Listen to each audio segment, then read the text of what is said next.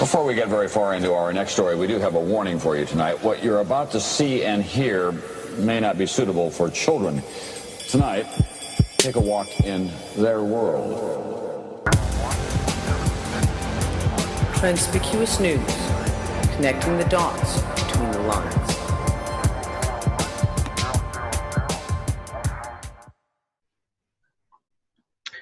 Good afternoon, everyone, and welcome to Transpicuous News. It's the new year, so they say. December 31st, 2015. Again, so they say. Everything's open to question these days. In the week of Christmas to New Year's, there's been a whole lot of nothing. If you've been watching the news, whole lot of nothing. It's as if the news took a vacation, or all the people who usually cause the news, create the news, are all currently preoccupied with other things.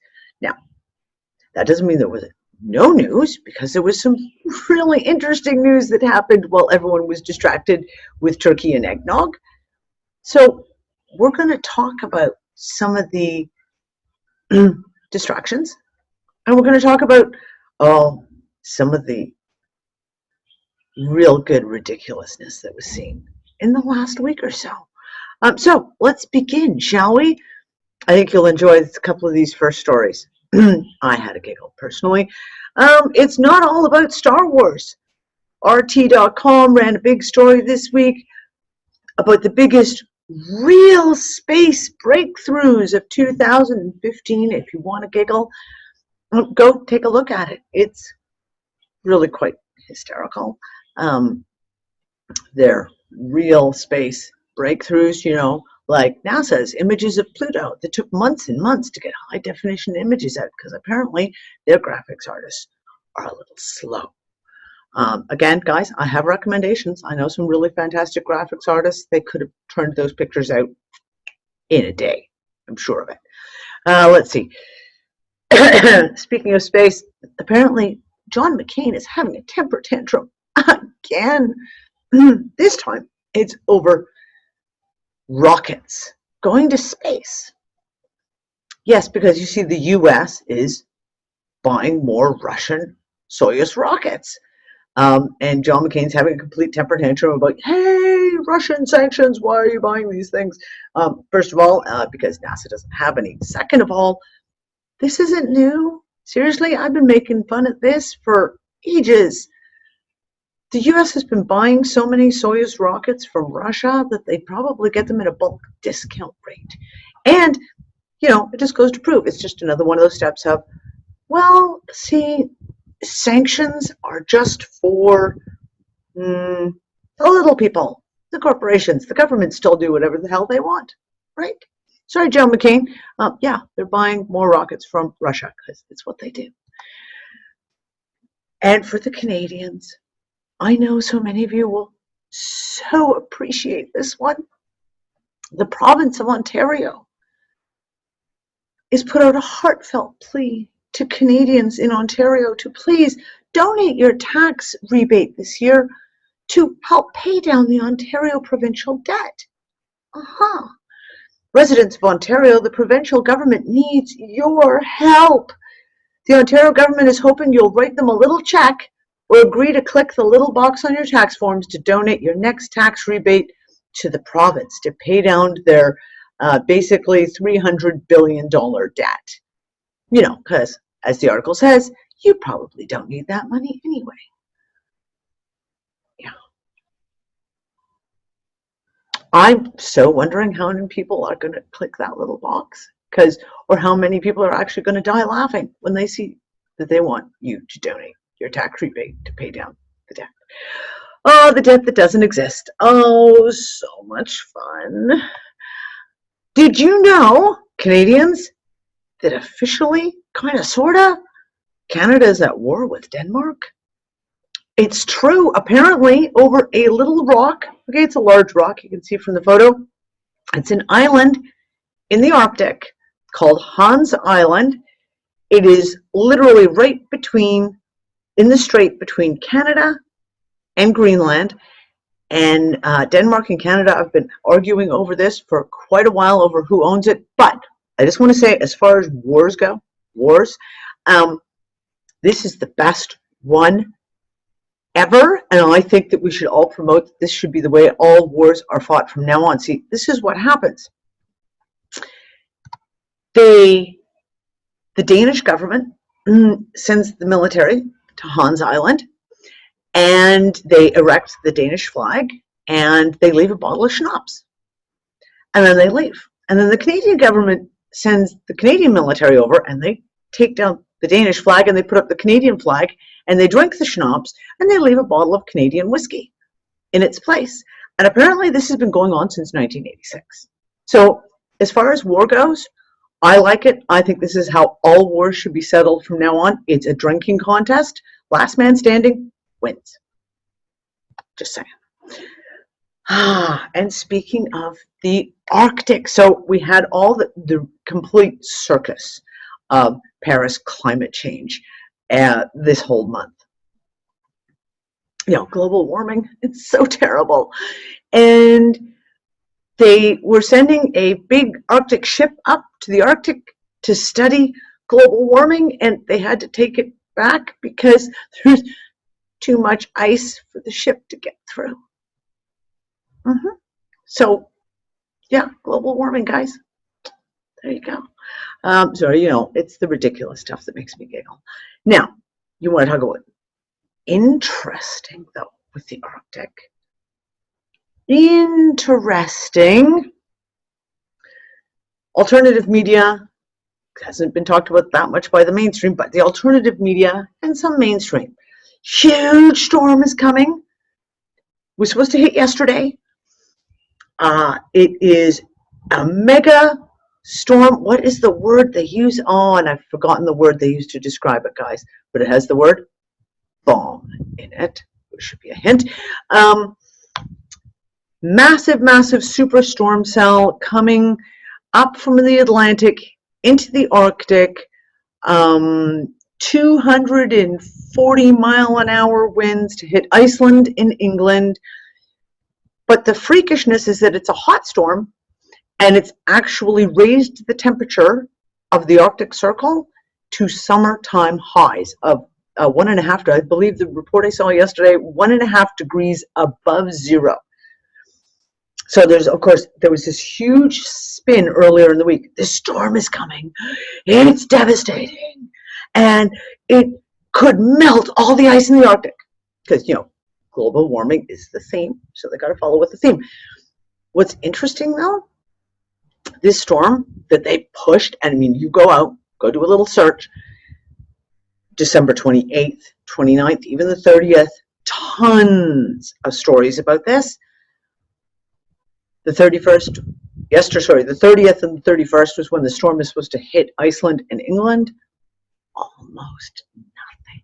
It's as if the storm has disappeared. I mean, it's there, but they're not reporting on it. So whenever there's a big lead up, a big push, and then all of a sudden it just kind of fizzles out, why? What's actually going on? And I may actually record something on this a little bit later today, because this takes, there's more going on than would seem to be going on. So I may have to sit down and discuss this in a little more detail. Let's see, and of course now it's getting windy here. We were having some rather bizarre weather here ourselves. So this was one of my most favorite pieces to come out at the latter side of December. December 20th, the White House holds a press conference on the day that Star Wars The Force Awakens is released in the theaters, and they have 2 stormtroopers standing behind the press secretary. And if this wasn't the biggest piece of blatant, here you go, guys, you need to know the truth.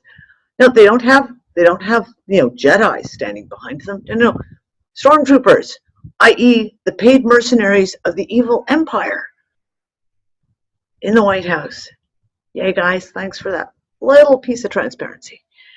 And Obama, this was quite cute, made a big speech addressing the Libyans, and basically in a message to the Libyan people, the U.S. president said the 2011 Libyan revolution liberated them from 42 years of dictatorship. And in response, the Libyan people basically said, fuck off. Yeah, thank you for destroying our country and exporting ISIS to us. Because, again, transparency. It's all what it is. And you know, we all know I love to take the piss out of the U.S. military, and I love to take the piss out of, things like their technological advances, like the F-35, because how can you not have fun taking the piss out of that? Well, they've done it again. Apparently, the U.S. military spent 28 million pounds sterling, which is about 33 million US dollars, to build a robotic mule, and they've decided, no, it is too noisy. Apparently it's so noisy that they couldn't possibly use it in the field, so they've tossed it out and said, oh, well, there's 28 million pounds sterling that we've spent on nothing, because it's what the US military does. But maybe they should go to Disney, because Disney is building some really funky robots these days, and I'm sure Disney would be more than happy to help out DARPA. Maybe for a price. One of the other stories that came out this last week: Crimea blockade organizer launches a guerrilla Tatar battalion in the Ukraine with Turkish help. So apparently, if you read the whole article, which is completely ridiculous, the only thing you need to do to become an official battalion in the Ukraine is just show up and say, hey, we're a battalion. And if you have some external NATO countries who are willing to help you along the way, all the better, right? And now the wind is seriously picking up. It wasn't windy when I sat down here. Sorry, guys. I hope this volume comes through okay. Speaking of Turkey, there's so much that has happened in Turkey, so much that has been outed about Turkey. I kind of had to just walk away from it because it got to the point of completely ludicrous. But nice little piece of transparency. Again, Syrian journalist and filmmaker who exposed the ISIS Aleppo stuff was just assassinated last week in Turkey. And of course, Western mainstream media is not talking about it at all. Neither is the Turkish government, but everyone else is. Now, China picked the silly season to do a lot of interesting stuff. First off, this is important: Zimbabwe. Now, any of you who are interested in the whole new global financial system, dinar RV stuff, you all know about Zimbabwe and their currency. It crashed in 2009. It was like 200,000% decrease in value. Now, Zimbabwe is an interesting country, and there's a lot of stuff going on that let's just say I was led down a path to make assumptions, and now I'm having to reevaluate those assumptions because there's certain things going on in Zimbabwe that are pretty interesting. That's more research on my part to get into. But China has played a really strong part in a lot of Zimbabwe's stuff lately. Infrastructure, government, loans, banking, etc.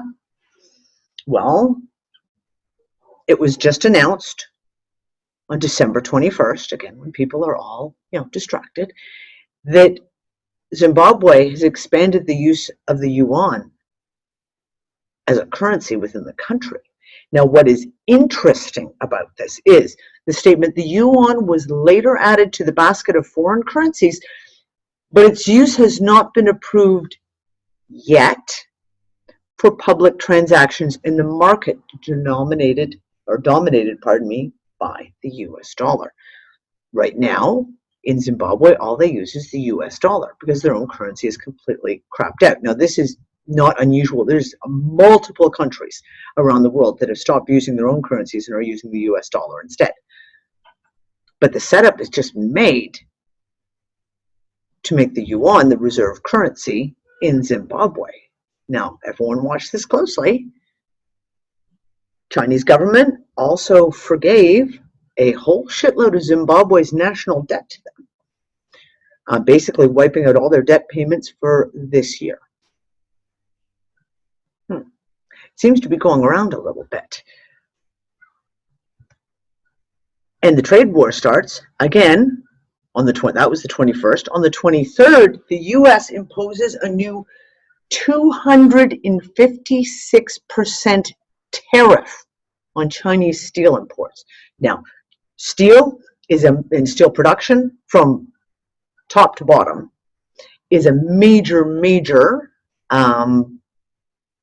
industry in China, and massive slowdown because all the things that use huge amounts of steel, i.e. ships and construction, well, those things have slowed down radically because, well, we're in the middle of a depression, in case everyone hadn't noticed. So now all of a sudden the U.S. is imposing this massive tariff on steel, Chinese steel imports. And this is, what is it that was said in Zero Hedge? The first trade war shot. And how is China going to respond?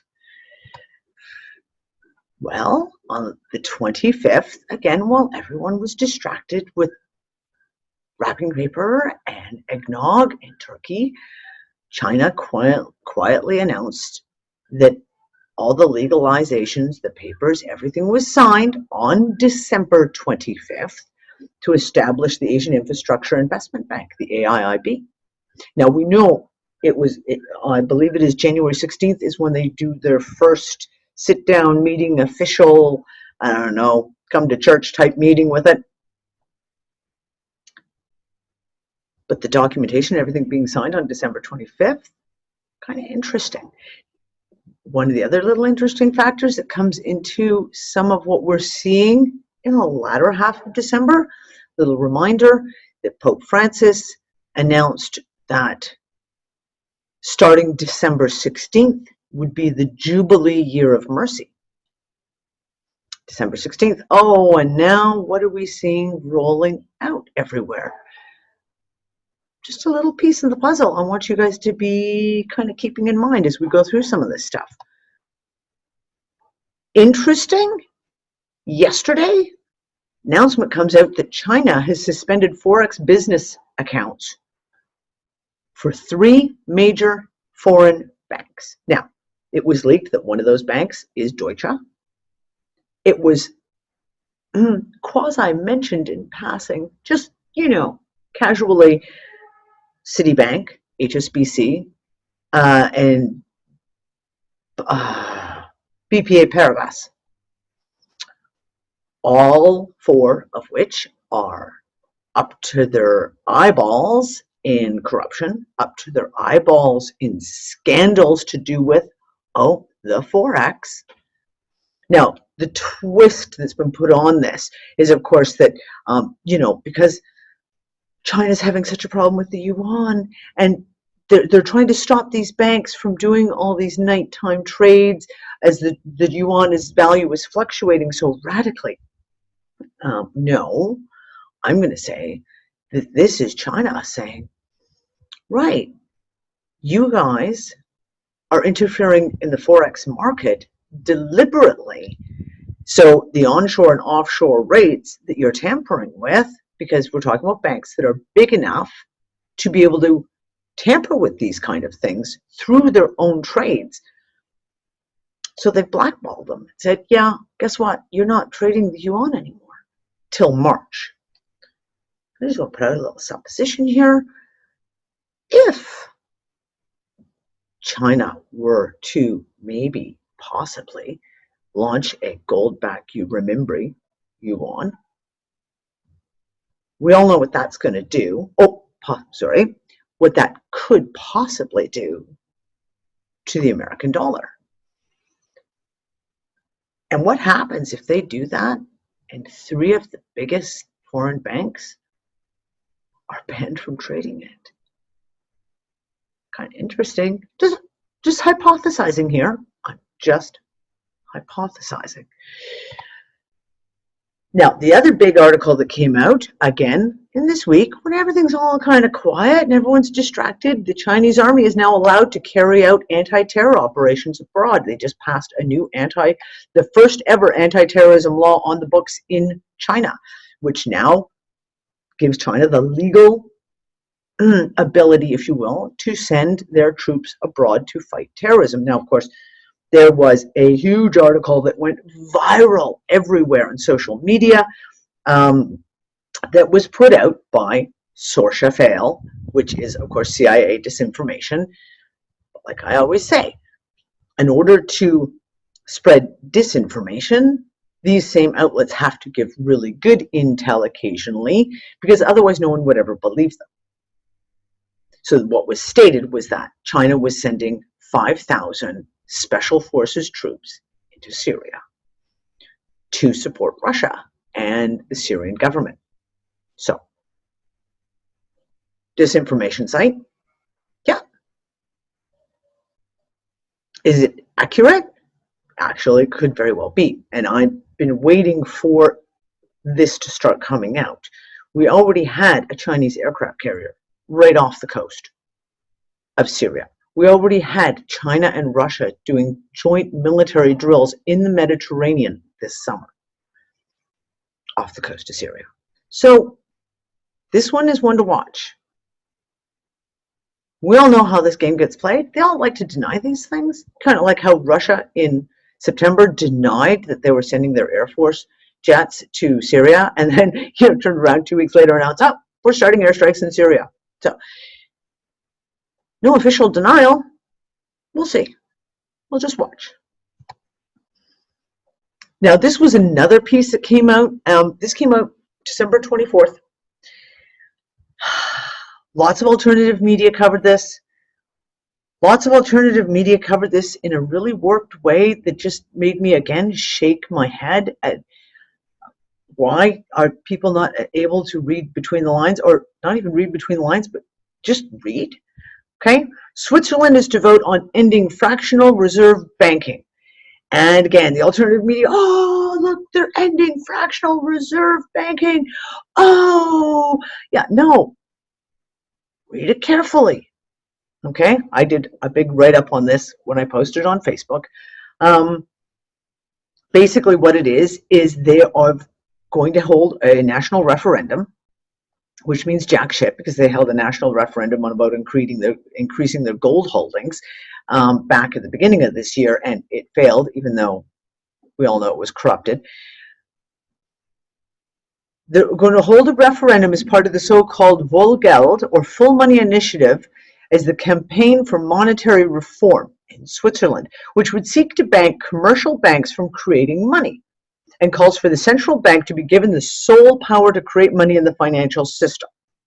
Okay, so again, everyone's like, oh, wow, it's so wonderful, except that, what does it actually mean? Well, to ban commercial banks from creating money. Okay, great, awesome, wonderful. God knows, I don't know how it is they ever got into a position to be allowed to do that anyway.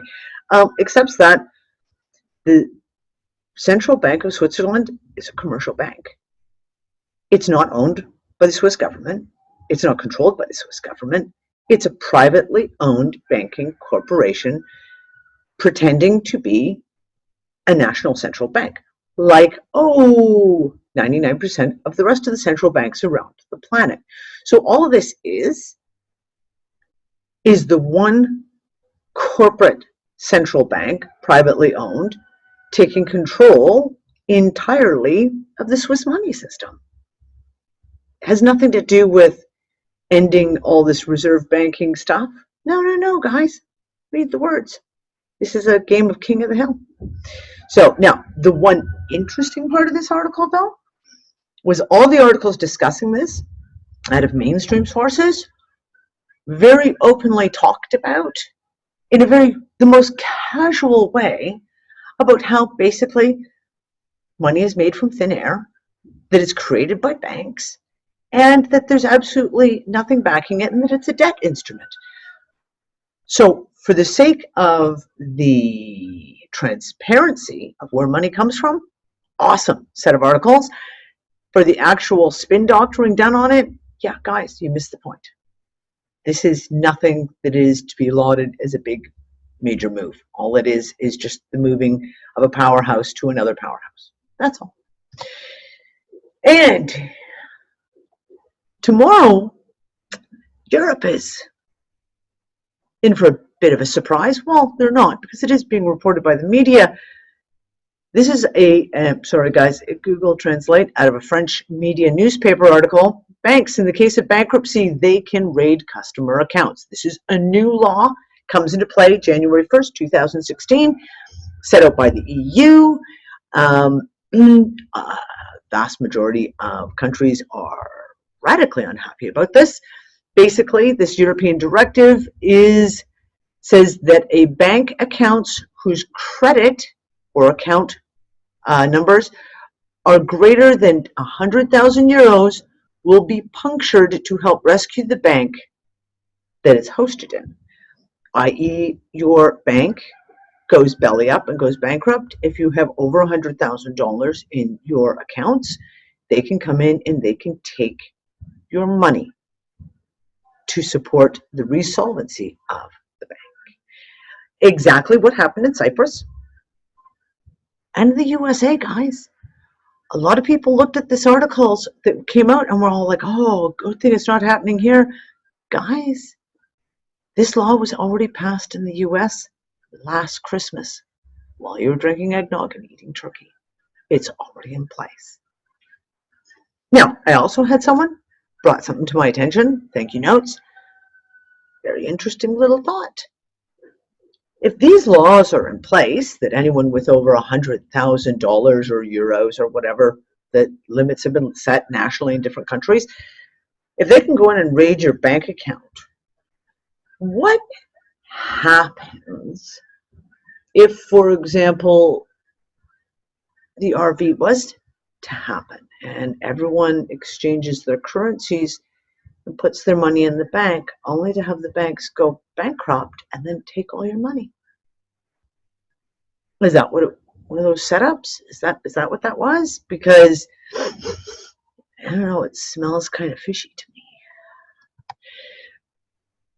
Speaking of credit, and again, debt refinancing, debt forgiveness, Cuba reaches a deal with the Paris Club. And you have to find it very interesting that it's called the Paris Club.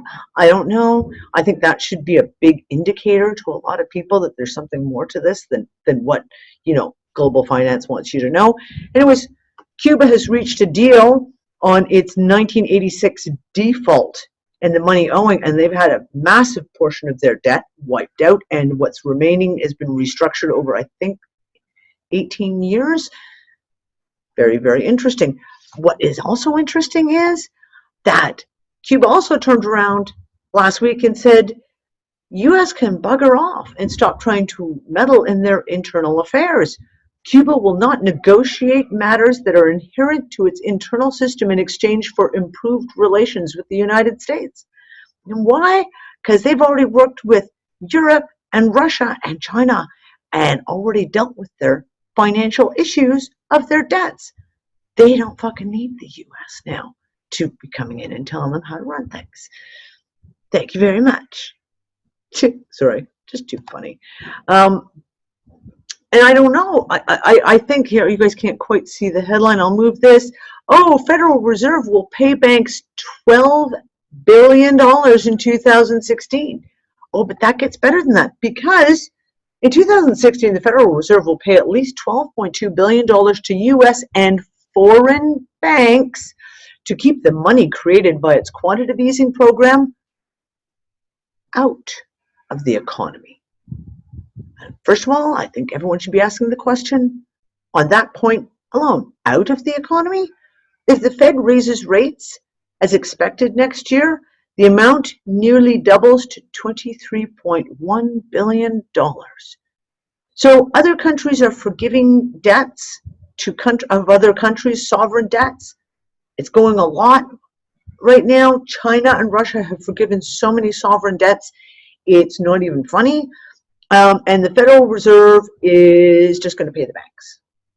So there you go. Again, a little bit of transparency for you. Wait, hold. Let's see. And a little more untransparency, of course, out of the whole Paris climate change ridiculousness. There was a big fight dealing with Indigenous rights. And eventually, though, the Paris Agreement came to include 5 mentions of the importance of protecting Indigenous rights with regards to climate change. And 2 days before that treaty was signed, the U.S. quietly the Senate decided to grant Indigenous peoples a different set of rights altogether, the right to have oil, coal extracted from their ancestral lands in a streamlined manner. The right to do so would be granted in a bill that was passed unanimously in the Senate 2 days before the Paris Agreement. First rule stands. First signature stands. So they signed off saying, we're going to take all the rights. And then they signed the Paris Agreement that they weren't going to take the rights. But they've already signed one saying that they would. First signature stands. All while everyone was eating turkey. Yes. Now, if you're still confused about the U.S. stance on Syria, I don't blame you, but I thought I'd just kind of put this together, a little nice photo op for you to look at. So basically, on October 24th, why is Washington refusing to share intel on ISIS with Russia? Versus November 16th, ISIS faces aerial annihilation as the West and Russia finally team up to wipe out the jihadis. Then December 16th, no regime change in Syria. After talks in Moscow, Kerry accepts Russian stance on Assad. And right while you're reading Turkey, Pentagon refuses to share intel on ISIS with Moscow's until Moscow changes its stance on Assad and regime change. So if you're confused, don't worry about it, because obviously they are too. Because they just can't decide what's going on. I don't know. Again, I keep coming back to this. What reality am I in this time? What? Seriously? Because, wow. But it's transparent because, I mean, literally every week, almost, you have a different outline of how it's going to move forward. Another little thing that happened, financially and politically, that got absolutely zero attention. Azerbaijan, country, part of the Eurasian Union, by the way, on December 21st unpegged its currency from the US dollar, which was a very, very big move. Interestingly enough, though, is what came right after that. On December 23rd, the Azerbaijan, oh, sorry guys, I have a terrible time saying their name. The government drafted a resolution called On the State of Human Rights in the USA that was submitted to Parliament. Now, everyone needs to read this document. This is the most scathing indictment of the American empire I have ever seen written from an official government.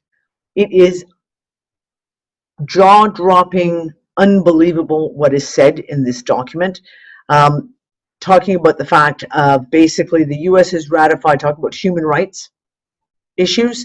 The U.S. has ratified only 4 out of 14 core human rights treaties of the United Nations so far, and the USA is one of only 2 countries, the other being Somalia, that are not party to the Convention on the Rights of the Child.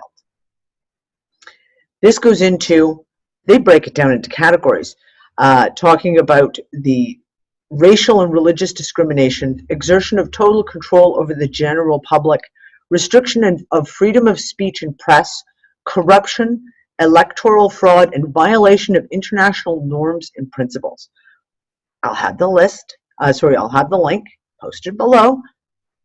Everyone should take time and actually read this and share it with your friends and family and say, no, this is what actually is going on globally, because this is a seriously big deal when a government stands up and puts out this kind of an indictment. So interesting. Oh, wait, we're all screwed up again. Here we go. Okay. Also, now follow this one. December 24th, Russia and India cement ties with energy and defense deals. Followed by India to help Afghanistan in rebuilding its statehood. This was announced December 25th. Indian Prime Minister Modi said the strong Afghanistan was necessary for peace and stability in the region and called for Afghanistan's neighbors, including Pakistan and Iran, to unite and cooperate in a joint effort to help Afghanistan. Gets better. On December 25th, very quietly, with absolutely zero preparation, Indian Prime Minister Modi flew to Pakistan to meet with Pakistani Premier Sharif on Friday. Apparently, they were on the phone. Modi was calling Sharif to wish him a happy birthday, I think it was. And they decided to get together right then and there and have a little meeting. India and Pakistan discussing peace. Followed by, on Sunday, the head of Pakistan's army, General Sharif, met with the Afghan President Ghani on Sunday in the latest of a series of encounters and meetings on working together for peace, which was immediately followed by a Taliban bomber blowing up the NATO convoy the day after the Pakistan army chief was visiting to try and revive peace talks. Now, this happens every single time there are peace talks in Afghanistan, whether it's peace talks with Afghanistan and other countries or peace talks between Afghanistan and the Taliban. The US goes in and blows up something. They do drone strikes that took out the Taliban's secondary leader. That was in December 2014, as he was on a way for a meeting for a peace treaty to be signed with Afghanistan, which just started everything all over again. Well, I mean, the whole thing is, guys, who runs the Taliban? Who created the Taliban? Oh, Taliban created, just like Al-Qaeda, just like ISIS, were created by the CIA. I have a lovely video that I will include in this down below of Hillary Clinton fully outlining and admitting the fact that the USA created the Taliban and Al-Qaeda. So when there's peace talks going on and all of a sudden the Taliban bomb a NATO convoy, which rattles obviously people going there for peace talks, really? Do you want a little more transparency? Guys, really doesn't get much more transparent than this. That's just the way it is.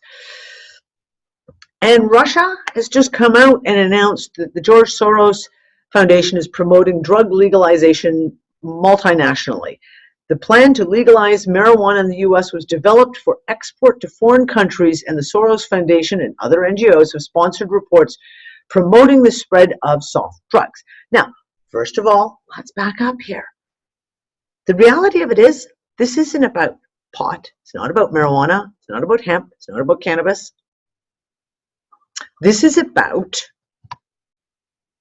GMO cannabis. Okay? As I talked about, I did a special on this back in April. Okay? George Soros, major shareholder of Monsanto. What did Monsanto do? They went into Uruguay and paid off the government to allow them to develop GMO marijuana. Well, what have they just gone and done? As I talked about, oh, Colorado, here's your first test site. Monsanto companies, i.e. Scott's Miracle-Gro, is bought up all the major medical marijuana grow-ops in Colorado. So basically, a good portion of the medical marijuana coming out of the bigger grow-ops is now all GMO.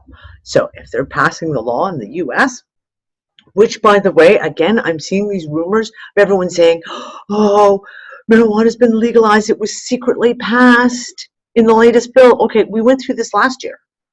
In January, first week of January 2015. Same thing was said. Oh, legalization of marijuana was secretly passed in the budget that they, on 2014. No, it wasn't. Now they're saying it again about this year. Well, I haven't seen it yet, so we'll wait and see.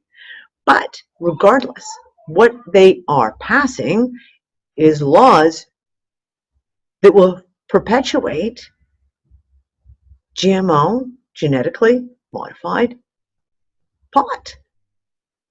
Well, if you're Monsanto and you have a major problem because no one's buying your corn, your soy, and your tomatoes that have been crossed with scorpion DNA, you've got to come up with another cash crop, don't you? Like, oh, marijuana, real good one, because the vast majority of people are just going to smoke it anyway, right? Because they don't get it. So when you look at all these people pushing now for the legalization of marijuana, I would really be taking a close look in the background just to see what kind of marijuana are they going to be promoting when it's all legalized. Because if it's genetically modified, there's no medical or health benefits to it because they took that out.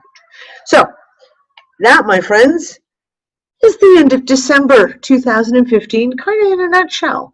A little bit crazy, a whole lot ridiculous, and yeah, some interesting stuff going on behind the scenes. So, as I always say, be aware, be prepared, and keep your eye on the ball, because there's a lot, I think, going to happen in the next month. Yep, I think we're about to see some interesting stuff play out. But we'll keep our eyes on it all and see just how transparent it is. And that is the end of my New Year's Eve daytime report for Transpicuous News, and I will see you all again very soon. Bye, everyone. Transpicuous News, connecting the dots between the lines.